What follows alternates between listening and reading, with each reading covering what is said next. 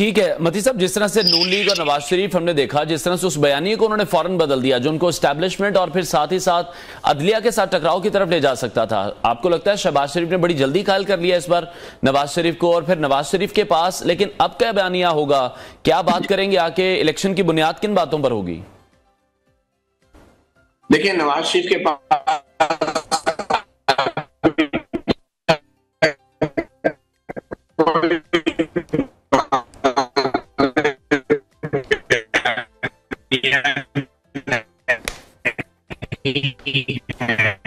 ठीक है मती साहब, हमारे साथ ही मौजूद रहेगा। आपकी आवाज में कोई इशू आ रहा था, उसने की कोशिश करते हैं। जिस तरह से आम इंतखाबात पर छाई धूल हमने देखा कम हुई, तो अभी मौलाना फजल रहमान की जो स्टेटमेंट्स सामने आ रही हैं वो अब ये कहते हमें दिखाई दे रहे हैं कि आम इंतखाबात की तारीखें दुरुस्त नहीं है।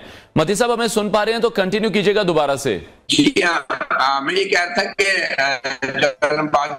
जनरल फैज का जो नाम लेके उन्होंने बयानिए को जिंदा करने की कोशिश की, वो भी एक बड़ी कैलकुलेटेड मूव लगती थी ताकि फौज पे दबाव बढ़ाया जा सके। और जो एक खदशा था नवाज शरीफ को, नून लीग को, कि फौज के अंदर शायद अगर इमरान खान को इलेक्शन की रेस से बाहर निकाल रखा जा रहा है तो ये भी तासुर है कि नवाज शरीफ को भी बाहर रखा जाए। मगर उस तासुर को दूर करने के लिए नवाज शरीफ ने बड़ा कैलकुलेटेड मूव किया, अपना दबाव बढ़ाया, जनरल फैज का नाम लिया और फिर बाद में कह दिया कि हम उनका एहतसाब नहीं करेंगे। और ये जो अपना बयान वापस लिया उन्होंने, तो उससे एक हमदर्दी का पहलू सामने आया है एस्टैब्लिशमेंट के अंदर भी, और एस्टैब्लिशमेंट को भी ये एक जवाब मिल गया है नवाज शरीफ के लिए राह हम्मा करने का अपने ही लोगों के सामने।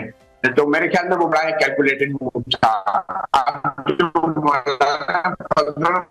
जो बात कर रहे हैं मुझे लगता है ये भी सारी बार्गेनिंग की बात है, वो इररेलेवेंट होते जा रहे हैं। अपनी बार्गेनिंग पोजीशन को बहाल रखने के लिए वो इलेक्शन ना कराने की बातें कर रहे हैं ताकि सारी बार्गेनिंग एस्टैब्लिशमेंट जो है वो सिर्फ नवाज शरीफ से ना करे, मौलाना फजल रहमान से भी बात करे। और एस्टैब्लिशमेंट भी ये चाहती है कि सिर्फ नवाज शरीफ जो है वो ही वाहिद जो है एक प्लेयर ना सामने आए, बल्कि मौलाना फजल रहमान भी जो एक प्लेयर बन के सामने आए ताकि उस नवाज शरीफ की जो थोड़ी नहीं मनोवन उनको देगी। ठीक है मती साहब, आम इंतखाबात का जो मामला है उस पर हम देख रहे हैं कि अभी जो छाई धूल थी वो हमें कम होती दिखाई दे रही है। आम इंतखाबात के हवाले से बातें होना शुरू हो गई हैं, तारीख भी सामने आ रही है। मौलाना फजल रहमान अब ये कह रहे हैं कि आम इंतखाबात की तारीखें दुरुस्त नहीं हैं। एक तरफ तो वो सर्दी का हवाला दे रहे हैं, दूसरा वो कह रहे हैं कि पहले मईशत को ठीक करें। आप इत्तेफाक करते हैं उनकी इन बातों से?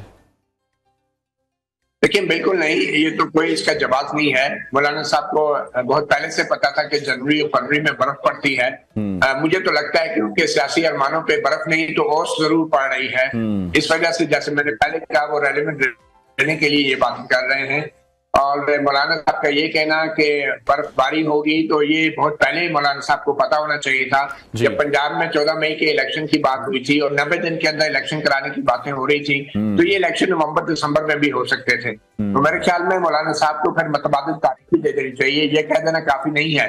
और फिर ये मईशत की बात करना कि मईशत जब तक ठीक नहीं होती, ये भी जैसे मैंने पहले कहा कि मौलाना साहब एस्टैब्लिशमेंट के साथ होकर जो है नवाज शरीफ की जो बार्गेनिंग पोजीशन है उसको कमजोर करने के लिए आप इस तरह के मुतालबात कर रहे हैं और वो रेलेवेंट रहना चाहते हैं।